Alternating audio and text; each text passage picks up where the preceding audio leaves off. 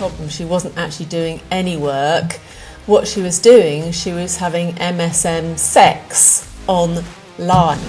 At last, justice in action, because he just said, I can't believe you've even brought this case. It's absolutely outrageous. And she did not know what to do with herself. And she was slagging you off as well. Yes, calling you boring. But then she tried to sue me for unreasonable dismissal.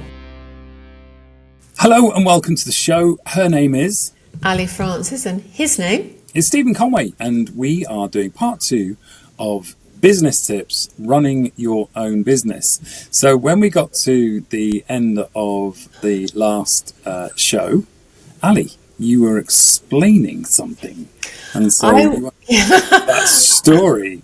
Do you want to explain give the explanation again and then tell us the story? Yeah, I will. But what I was saying was about having the right team around you, having a team that's coherent with your vision.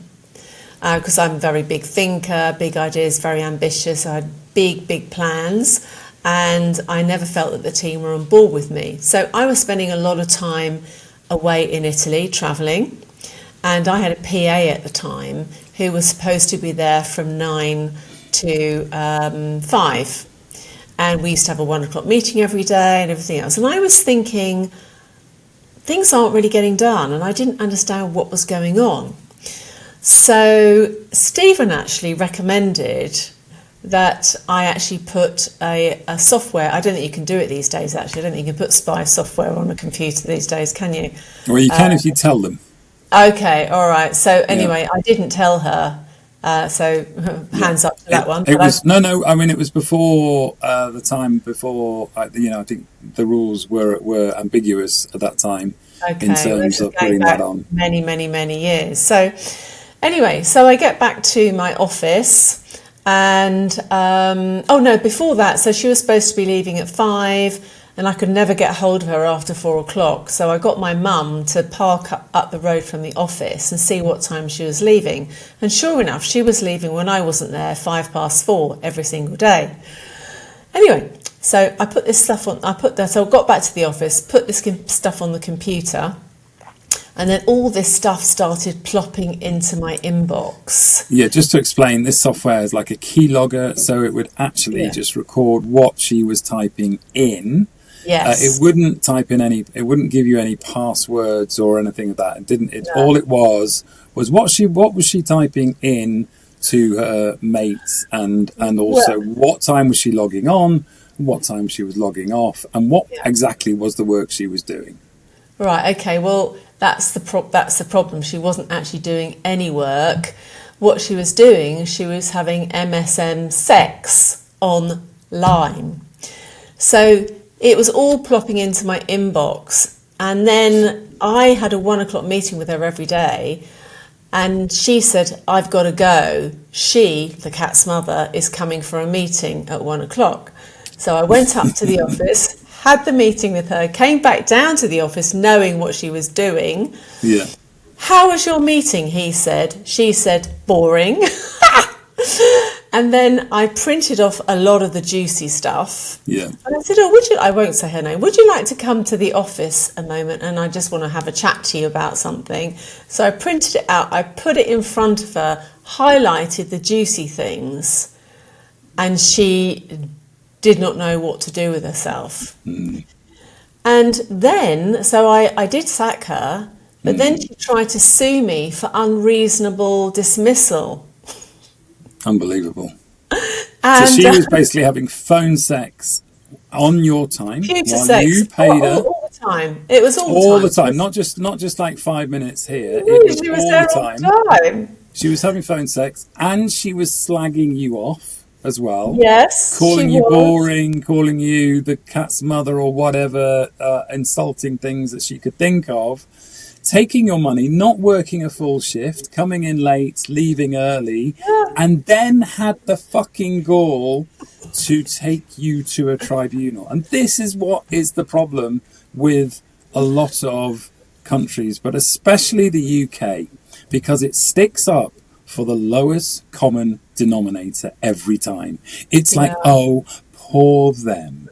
Poor little Susie, poor little Michael, I poor think little it's whoever, the law is on the side of the employee and not on the every employer. time. So years ago, of course, it was there needed to be something in there Yeah, to help protect people because it was the other end of the scale before, it's but now it's gone completely to the other yeah, it's extreme. gone ridiculous. So, but it was my Because fault in a way. most employers don't want to get rid of somebody or treat somebody like shit, okay, if they know that that person's good. They don't want to lose them. Now, I know there are exceptions to the rule, especially in things like sweatshops and what have you. I do know that.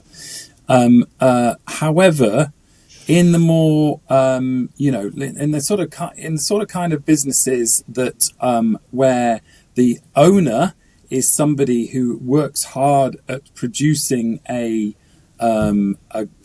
good working environment, the law needs to protect, and the government needs to protect those people who put their lives and their finances and their homes on the line to employ people, and not go, no, we need to side with the person who's got a grievance. It's like, yes, investigate it. However, it needs to be clear that that the support goes with the employer should they prove that they are a good employer, and should they prove that the person has been taking the piss.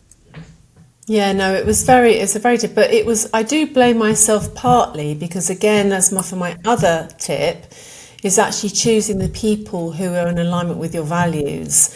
And because I always avoided confrontation, I always left it too long with my staff. And in the end, it did me a lot of damage, not actually nipping things in the bud So earlier. this goes back to the thing: it's not who you hire, it's who you don't fire. Yeah, so I Because think you were suspicious of her way I was before then. suspicious way before, Yeah, but I wasn't confrontational because I should have simply said, it's not what are working you out. doing all day with your time? Yeah, Because explain. these Yeah, things aren't happening. So what yeah. are you doing? And it sort of pushed me to have to do something again, but I did actually confront in the end, obviously. But it's so important to have What people happened then around when she you. took you to the tribunal? What happened? Well, I mean, she actually dropped it in the end. I Right. think she realised that she wouldn't really have a case because it would all come out. I mean, Yeah. what are you going to say? I mean, I actually did have that situation in the recruitment in a business yeah. where I had the same thing. We had because the system logged all of her emails, and we again, this is I don't know whether you can do this these days, but this was a long time ago, and we were able to look at the emails about what she was typing, and same thing, just taking the piss all day long, doing fuck all, talking to her boyfriend, and then slagging us off, right? Having taken the money. So what we did was she took me to a tribunal for unfair dismissal, and I won it.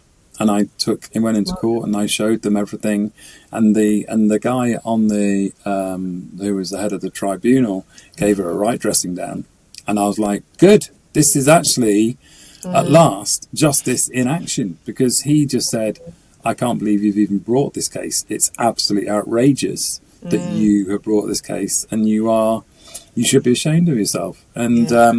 and that was actually one of those ones. But how much time and resources were taken up in me defending So much. It's so myself dominant. It's very dominating. in a tribunal? It's very dominating. So I think the key thing is nip it in the bud. Yeah. Nip things in the bud when they happen, and And then if you any doubts, cut sooner. cut sooner. You Yeah. mean Get rid. Stephen, you often told me about that. Get rid. Not get rid of. That's not a very nice thing to say, but cut sooner because I'm the one that's left with a damaged business, and then someone Correct. else can go and get another job. Yeah, she'll walk out and she'll but- get another job and do it to somebody else, and won't give a monkey's stuff the fact that that's cost you a huge amount of money, time, stress, worry, and so on and so forth. They don't care. They I think don't care. I think it's changed a lot now because with AI, and I know it's awful for, the workforce on one level, is that you don't quite need so many staff. No. But having said that, I did have an amazing PA in India, and her Right. work ethic. I remember She her. worked for me for a good 7 years. She was Mm, absolutely wonderful. She was mm, called Radisha. She was so conscientious. Her work ethic was amazing. She went yeah. over and above. She used to be very, um, she used to think ahead, and she used to Mm, think about me and think of things that I wouldn't have thought of. And that would be my description of a PA, not someone who was always waiting for me mm, to give instructions. She would always think about it. And I really appreciated her work ethic. And I had another lady in Bulgaria whose mm. work ethic was equally as amazing. Yeah. And I think that in the in the UK, there's a sort of laziness, maybe, but Well, other I they were have to. glad of the, yes, excuse me, they were glad of the work. Yeah. Nadia in Bulgaria was so grateful for her job, Mm. and Badisha was very grateful for her job. Yeah, So, I had in my chocolate company. I employed a lot of East Europeans who worked really hard. English people were. I think there's just too much of a safety net for them. With regards to benefits or housing or what have you, and therefore they just go, well, I don't need to work this hard. Thank you very much. I can just go and get, claim the dole or whatever it's called, the universal credit. But now actually, I do have requirements for IT. I purposely in my businesses now don't employ as many people for a start because I just can't do with the stress. But if I do employ people, then some of them I will employ them offshore. So, like you did with the UK, I employ IT people based in Malaysia. I've got them in Pakistan and what have you. And number one, they are hard workers. Number two, the salaries we have to pay for them is really good and actually is much cheaper than you pay a UK-based person. And also, you're paying them for their time for the work that they do, and then and if you feel at any stage that work is not good enough, you just say the contract's over. Thank you very much. Now, that in some ways, you feel like a bit frustrated because I would prefer to employ UK-based people. But the government do everything in their power to make sure that actually it is really not worth it. But it makes you think twice before employing somebody from the UK if you can employ them abroad, if they can work remotely. They've just put up the national insurance, tax, VAT. It's so difficult to make any money in a business, and yet it's the business people that are the backbone of this country in terms of wealth creation. So it's very, very, very frustrating that businesses are not supported as they should be. And then you see this money that the government go and fritter away on stuff and the waste that they have, and yet they won't support the people who bring the wealth in the first place.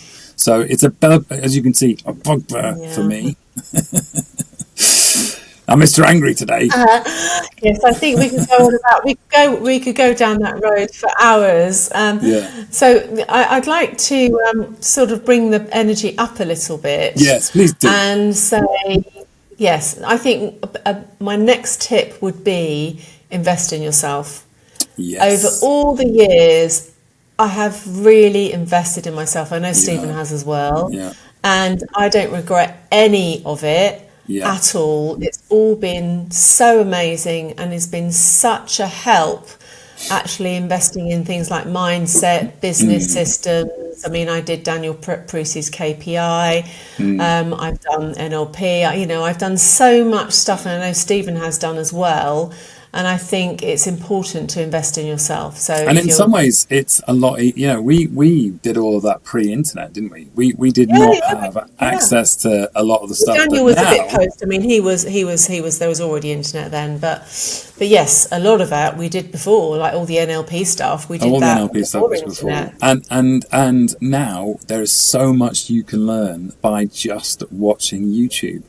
The number of interviews and podcasts that there are out there where people who have been successful talk openly about what has made them a success. And so if you are somebody who is wanting to get into a business, there's loads of resources already for you to learn. I mean, a good example of that is, I was watching one this morning about a woman in America who created a farm from shipping containers, 20 shipping containers, okay? And she put hydroponic lights in there and a watering system, and then layered in these shipping containers, like shelving with the different things that she was growing on these different shelves. And she was able to farm on a third of an acre what a normal farm would take 70 acres to do. Amazing. But not only that, is that because the growing was enclosed in the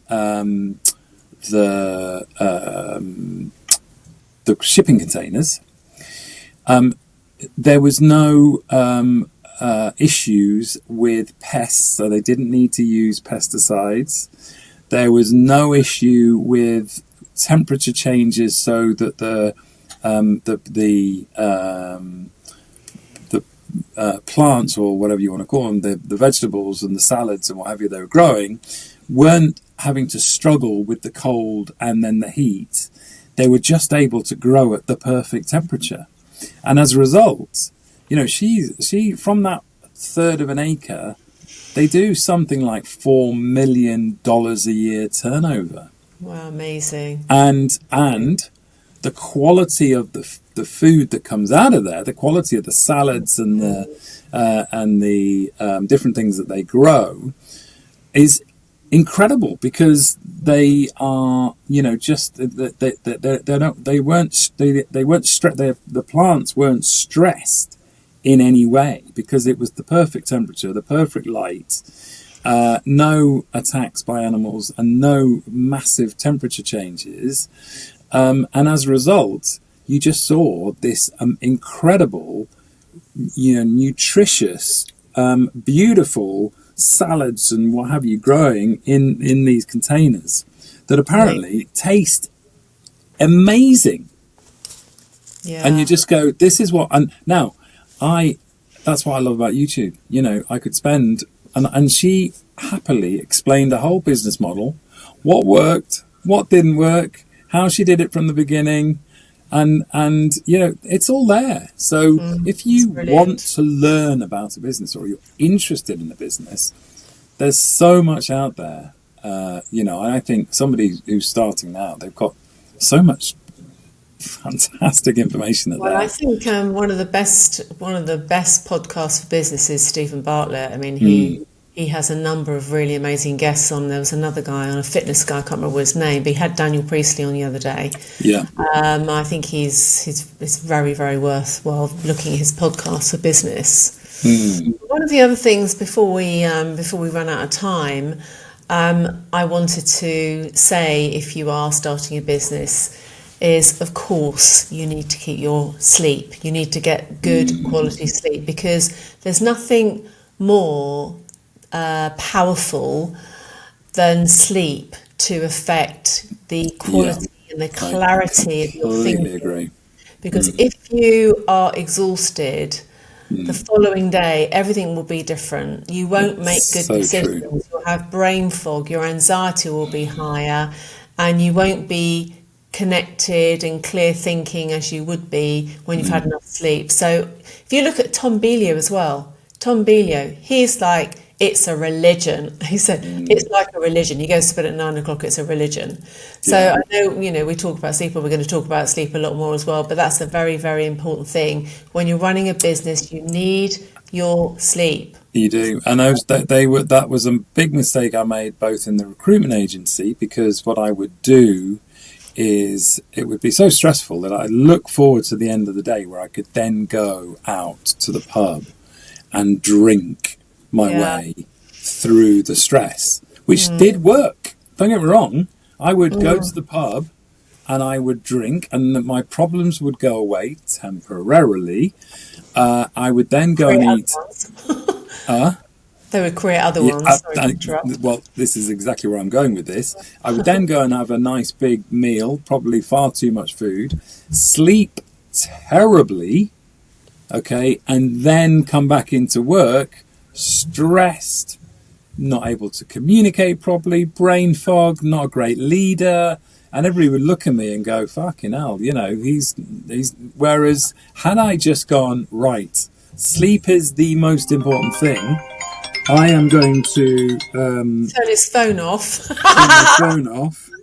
It's probably his daughter, because she always phones when he's doing a podcast. He always phones when I'm in the middle of a blooming podcast. Anyway, so yes, sleep, absolutely. We're at the end of today's show. I think what's good and what's interesting, I think we should do a business one each week. Yeah, well, there's so much to share. I mean, I think we've done so much personal development. We've done so many business seminars. I think we've probably got a lot of pearls of wisdom to share. So no doubt we will be doing some more, because it's all part of having a healthy universe, your own healthy universe, healthy business, healthy mind, healthy body, healthy kids, healthy environment, healthy, it's endless. So it's all part of it. It's a healthy lifestyle. It all starts with the gut, doesn't it? Because at the end of the day, if you sleep well, you have a healthy gut.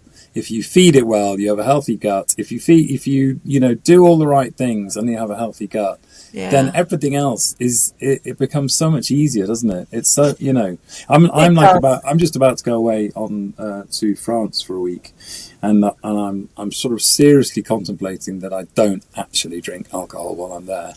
I've heard this so many times, Stephen. You could just do as glass. You said. One evening, like on the one evening, you could have a nice glass of wine. You don't have to have. Have you seen the size of my glasses of wine? Anyway, on that note, it's goodbye from him. I've actually got one little tip. Actually, this is what I'm doing. All right, and this is called turmeric vitality, and I actually use this, and I put it into my. It's nice. Looking like good. a dirty glass. But I then put warm to hot water in, not too hot because it's biofermented, and then it tastes like a non-alcoholic mulled wine. Yeah. Oh, and we're in the winter at the moment. It's really good. Yeah, having something in a nice, beautiful wine glass as well makes you feel nice. But as I say, I don't have when I have a glass of wine, I have a pint of wine. All right, that's it for today. If you have enjoyed it, please do like, subscribe, and share with your friends, because if you like what we do need support to get our word out there that we exist. And if you do, please do support us. That would be fantastic. And we'll see you on the next one.